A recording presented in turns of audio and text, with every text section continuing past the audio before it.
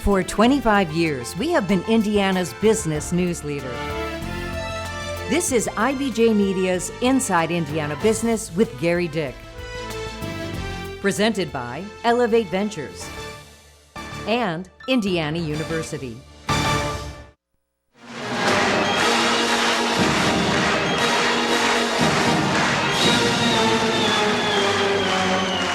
Indiana's first win cashing in on sports dollars, the 1987 Pan Am Games, a game plan that helped land a Super Bowl, NCAA Final Fours, and has the NBA All-Star Game and U.S. Olympic swim trials on deck for 2024.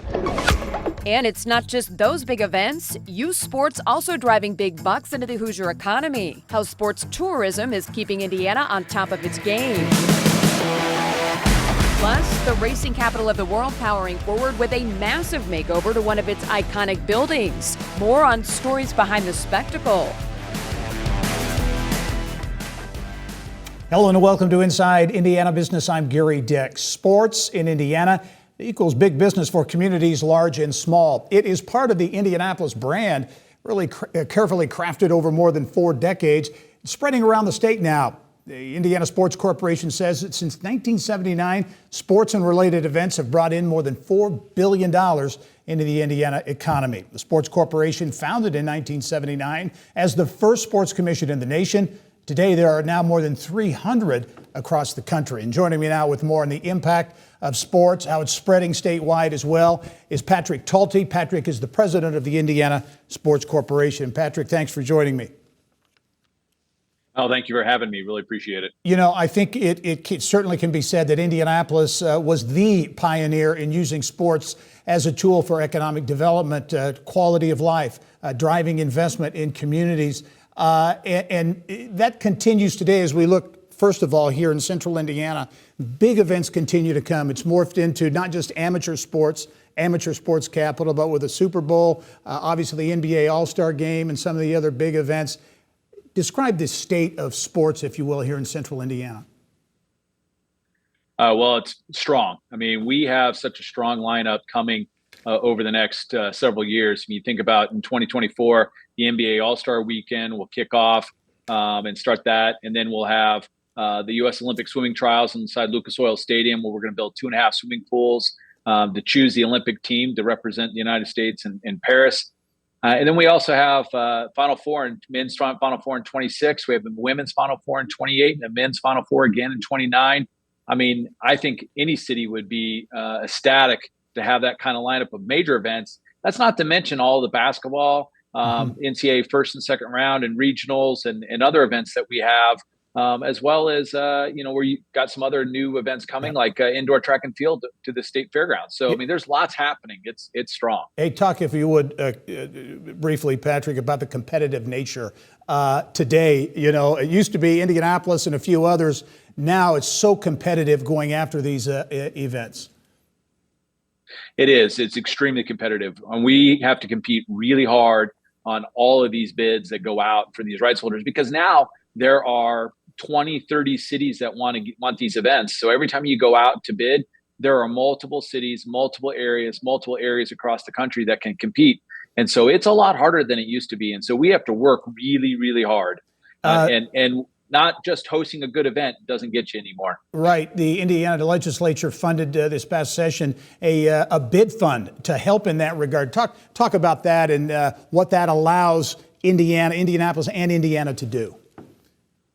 Yeah, that's been a huge tool. I am so grateful that the legislature saw the benefit of this, funded this, and it's really for the whole state. But it'll allow us to go after events that we were losing out on and that we could not compete with because we didn't have the financial wherewithal to go after these. We have a great host state. We have Hoosier hospitality, and we have people who are experienced in hosting events. But we needed money to be able to go and compete with the other states, such as Texas, Columbus, Nashville, and others who have bid funds. And bringing big dollars to the table. Team Indiana has been around for several years now, 24 communities around the state, big focus on driving events and, thanks to their communities. It used to be a strictly central Indiana thing. Now it's very much statewide. It absolutely is. All corners of the state now compete for sporting events. And the good thing about Team Indiana is that they've come together and they're working as a unit rather than competing against each other. So really what their goal is to keep the events in Indiana, whatever the best community is to host those and not compete. As you look going forward, Patrick, what are some of the key things you feel Indianapolis, but also more broadly, Indiana really need to do to remain competitive and to really step up their game when going after some of these big events? Well, I think the important thing is you have to continue to invest. You have to continue to invest in facilities, and our communities have done that across the state. I mean, you look at Evansville and Fort Wayne and Grant Park and up in South Bend. They're all investing in youth sports facilities, which is just a huge. When you have those new facilities, these areas with hotels and other amenities where people want to come and visit, that's going to be huge for those events. And then in Central Indiana, we just keep investing in our facilities. The renovation of Gamebridge Fieldhouse. There's been renovations of Lucas Oil Stadium, and then the new hotel, the Insignia Hotel that was announced. All of those things will help us stay competitive because we have to keep our package at the very top level. And now that we have the bid fund, that'll be able to push us over the edge. Patrick Talty, the president of the Indiana Sports Corporation. Patrick, great perspective. Thanks for joining us. No, thank you. Appreciate it. All right. Well, batter up in the Pocket City. Evansville cashing in big time this week with girls travel softball, but it's part of a bigger sports picture in Southwest Indiana. Our Mary Rachel Redmond has that story coming up next. Hi, Gary. Congratulations on 25 years. I've enjoyed being on your show and love your show. At PNC Bank, we're committed to making a difference in the lives of our customers and communities by helping them move forward financially. As a Main Street bank, we try to do right by our customers with every encounter. Our local teams offer personalized financial advice to help guide you in making the best decision. We're proud to be part of your community. PNC Bank. See how we can make a difference for you at pnc.com. Copyright 2022, the PNC Financial Services Group, Inc., all rights reserved. Well, the impact of sports, in particular youth sports, is not limited to Central Indiana. Great example could be found this week in Evansville, where the USSSA Great Lakes Softball Championships generated an estimated $2 million for the region's economy. Mary Rachel Redmond standing by now at Grand Park in Westfield. That's ground zero for youth sports in Indiana. With more, Mary Rachel. Well, Gary, there's been a lot of action already this summer on these fields here at Grand Park, but it really shouldn't come as any surprise. The impact of youth sports on the Indiana economy continues to grow in all four corners of the state, especially in Evansville. This week, the tri-state area hosting the USSSA Softball Championships, 180 teams from around the country bringing in 7,500 visitors and an estimated economic impact of nearly $2 million. So we have 3 full counties of fields playing these 200 teams. They're coming in and, staying at, our hotels, eating at our restaurants is the biggest benefactor of all of this, which is obviously key. 2.4 million is kind of the big number that we keep talking about. I feel it's low in conjunction with what's absolutely happening in this entire town. Investing in sports has been a winning formula for Evansville. In 2010, the city formed a regional sports commission to attract not only youth sports tournaments, but also high-profile collegiate events. The Ohio Valley Conference men's and women's basketball tournament. It's the NCAA Division II Elite Eight.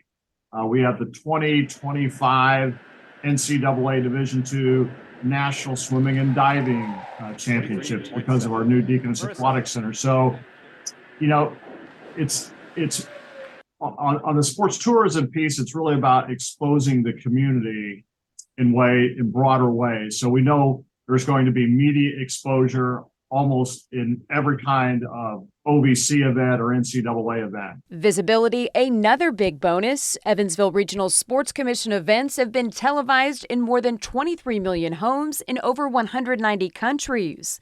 The NCAA Division II National Basketball Championship game, live on CBS on a Saturday afternoon leading up to the Division I. That's big exposure for our city. So I think our community has really rallied around these events. One, because they understand the importance of supporting these events, either by volunteering, maybe their business is a corporate sponsor, maybe they just buy a block of tickets and go to a ball game or a series of games or a series of meets, whatever the event may be. So people understand now. We've been doing that. We've gotten kind of good at it. And we've developed this niche. While Indianapolis has this great D1 niche, we've developed a really successful niche for D2 and in some cases D3 at the NCAA level. We've gotten really good at rolling out the red carpet, gotten really good at showing hospitality to student athletes, to their supporters, their parents, their families.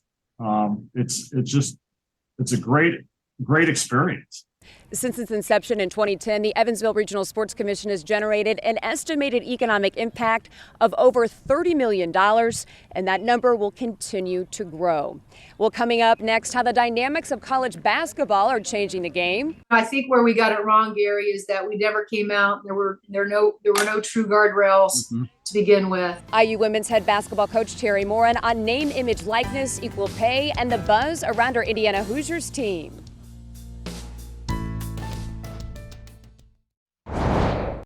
Here's what's making news around Indiana, brought to you by the Indiana Association of Realtors, Indiana's 21,000 realtors, the neighbors you know, the experts you can count on. Welcome back to Inside Indiana Business with Gary Dick. I'm here in Westfield at Graham Park. A lot of young people roaming these fields this summer, but in 2 weeks, the big boys hit the turf. Graham Park home to the Indianapolis Colts training camp. And speaking of the Colts, two-time Super Bowl champion Peyton Manning. Peyton Manning coming back to town in August along with Magic Johnson and others for Indianapolis-based Elevate Ventures inaugural Rally Innovation Conference next month. Number 18 is the keynote speaker of the event, which aims to engage companies, universities, entrepreneurs, and investors from around the globe. Walmart going high-tech in Jackson County. The company planning to invest millions of dollars to transform its Seymour distribution center into a high-tech facility. To Southwest Indiana, where online insurance company EverQuote is trimming its workforce, the company laying off nearly 100 people in Evansville. Indiana's ability to lure South Korean companies like Samsung to set up shop here paying off. The state will open an office in Seoul to help drum up more business.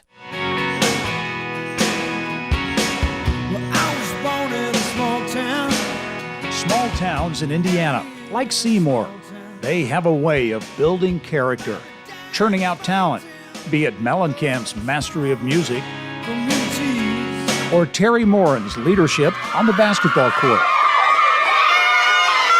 It all traces back to those Hoosier roots. That's all we knew. And you know, if you grow up in Southern Indiana, you are an Indiana fan. Everything that we did was surrounded, around Indiana basketball. And I had the hoop, I had, you name it, we had the carpet, cream and crimson carpet. I had everything, but I never dreamed that one day I would be sitting here as the Indiana head women's basketball coach. A dream come true for Terry Morin, Southern Indiana girl who lived and breathed IU basketball growing up, now leading the Hoosier women's program into elite status. The Indiana Hoosiers are Big Ten champions. Morin coaching her Hoosiers to their first Big Ten title in 40 years in 2023, ruling the roost at number 1 in women's college basketball for much of the season, and Morin herself earning the AP's National Coach of the Year award.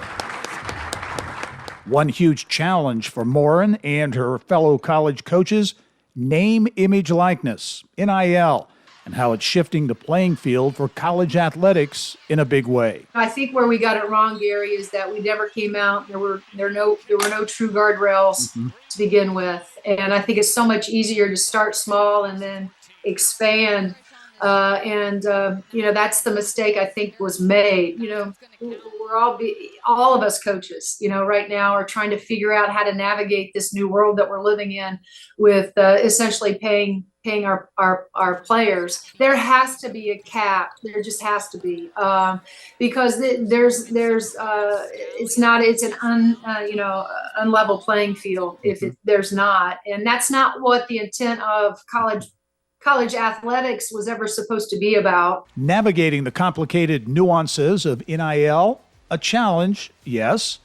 Drumming up support for IU women's basketball, well, Terry Morin has scored big time with that. There is a buzz, and it's special, and our players love it. They get so much energy from the staff, from the crowd that shows up. It's also a great recruiting tool. You know, these young players, as you know, they're coming up. They want to play in front of fans. They want to play in front of fans that have energy and bring excitement. All my friends are small town. When you grow up in Southern Indiana, but particularly Bloomington, with the tradition that it's always had with basketball, you know that we have, you know, fans here. They eat, sleep, drink basketball.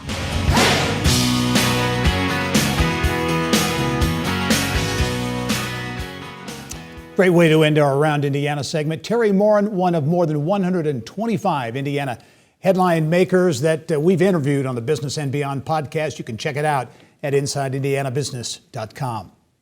Well, a new experience coming to the racing capital of the world. More on big plans to transform the Indianapolis Motor Speedway Museum into a global destination. And student loan borrowers bracing for a return to those monthly payments. In this week's IBJ, the timeline and details on the end of the pandemic pause for student loans. And who will be named to IBJ Media's list of the 250 most influential business leaders in Indiana? Find out July 20th. And when you subscribe to the IBJ by July 17, you'll receive a copy of the Indiana 250 magazine. More at ibj.com/subscribe.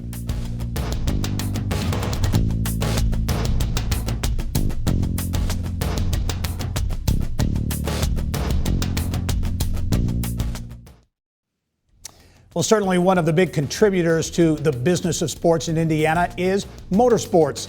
And at the racing capital of the world this week, big plans unveiled for the Indianapolis Motor Speedway Museum. With details now on those plans to transform this Hoosier hub of history into a global destination. Pleased to be joined now by IMS Museum President Joe Hale. Joe, thanks for joining me. It is my pleasure. Okay, let's talk about this. This is a big transformation. You unveiled the public phase of what is an $89 million capital campaign to really transform the museum. Talk about the campaign and why you're doing it. Well, it's long overdue. I think a lot of people would agree with that because there really haven't been any renovations to the museum in about 4 decades. So we knew we had to do something, and we've got a wonderful team together. And so for the last 2 years, we've been planning. We've been once a quarter, we take a trip to the Derby Museum or the Air Force Museum or the Henry Ford Museum to find out what museums are offering these days, what the expectation of our guests are going to be, especially a couple of years from now. So we put together a great team, a lot of hometown names that you're familiar with, Shields Sexton, Schmidt and Associates, a lot of folks to help us kind of realize this plan. We've been in a silent phase of the campaign. We've talked to about 25 different potential donors, and we've been very fortunate to raise $46 million from those few donors. Now, we've gone public this week, and it is an $80 million campaign, which, Gary, is a lot of money. But just to break that down for you, it's $64 million to completely renovate the museum building right now. Now, we're not going outside of the footprint, but in the past, the basement has been off limits unless you paid a little extra money to go to the basement collection. We're going to integrate that and combine the basement with the first floor. So it's really doubling our exhibition space. So $64 million is going to be renovating the museum from top to bottom. Another 15, kind of phase 2, it'll be a restoration shop where we can continue to restore our cars and also store them. And then we're also going to put $10 million into an endowment. And that will allow us to do bigger and better exhibitions. And I think people expect that today. Yeah. Hey, Joe, you're going to, close the museum for about 18 months, going to open in 2025 in time for the race. As we wrap up, only have about 30 seconds or so now, but there's so much history there. I know there's a feeling that it's already a destination, but truly can become a global destination with this new IMS museum. Yeah, and it's going to be entertaining. It's going to be educational. It's going to be immersive. A lot of interesting technology, interactive technology. Yeah, 80% of our visitors come from outside of the state of Indiana. It's truly a world-class destination. Joe Hale is the president of the Indianapolis Motor Speedway Museum. Big news this week with the transformation on the way of the museum. Joe, thanks so much. Can't wait to see the finished product. I can't wait to welcome you there. All right. Well, we are in the heart of festival season in Indiana. Communities, large and small, in all 92 counties host more than 1,000 festivals, fairs, and events every year. Gatherings that have a significant economic and social impact. One of the state's largest festivals is wrapping up this weekend in Fort Wayne. More than 250,000 people in Northeast Indiana this week for the 54th edition of the Three Rivers Festival. It's an event created to celebrate downtown and the rivers, a core mission that has not changed since 1969.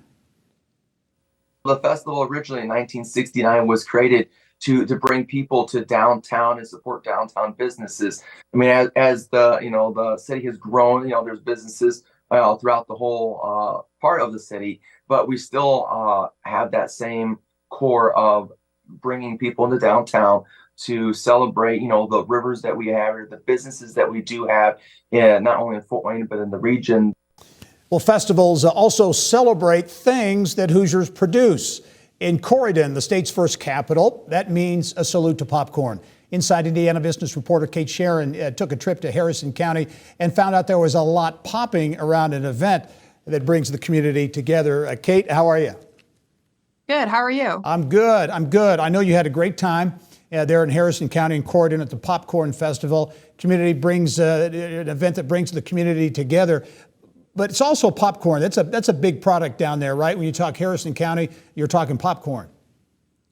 Yeah, driving around, it's a lot of popcorn crop. You can definitely tell the difference.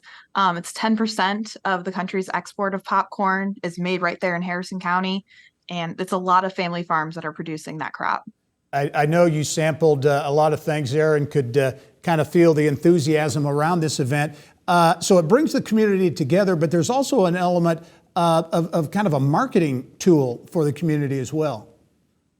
Yeah, visitors bureaus are definitely very involved. It's a community effort. Local businesses, hotels, campgrounds, they are all involved in bringing people to the county, bringing visitors in, people from out of state. The Popcorn Festival is along the interstate, so you get people from Kentucky. But really, they are trying to get people in the door to see what the county and the towns have to offer, for maybe people to move there, come back and do like a one-day trip. Yeah. They really just want to maximize getting people in the door and what that can bring to their community in the future. Great perspective, Kate. I know you had a great time down there as well. Thanks for joining us. Yeah, of course. Thank you. That's all the time we have this week. Thanks for joining us. I'm Gary Dick. Go out and make it a successful week. Thank you for listening to the Inside Indiana Business Television podcast. Remember, you can get the latest business news from every corner of the state at InsideIndianaBusiness.com. I'm Gary Dick. Go out and make it a successful week.